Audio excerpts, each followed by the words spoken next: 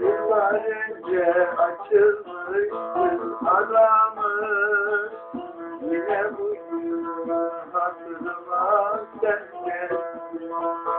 Kabuk tutmuş küllenmiştir yaramız, yine bugün hatırıma sen geldin.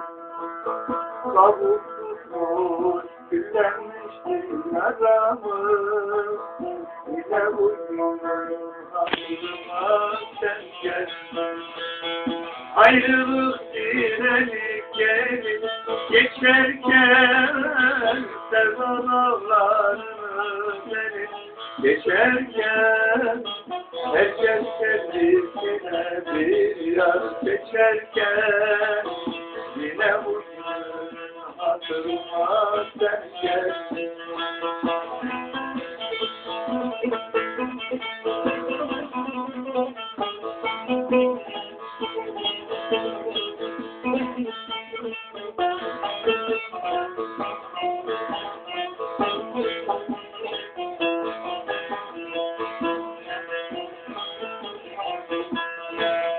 Ne bir mektup ne de selam yolladı, zor diyerek sevgimizi sakladı.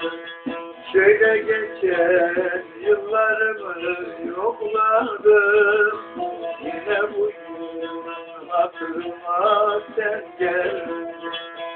Şöyle geçen günlerimi yokladım, yine bugün hatırıma sen geldin.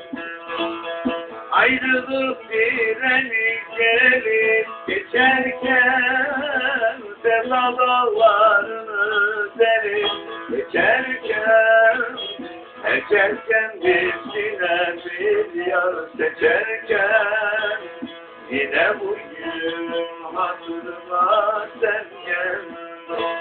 Ayrılık direnip gelip geçerken, sevda dağlarını derip geçerken, herkes kendisine bir yar seçerken, yine bugün hatırıma sen geldin.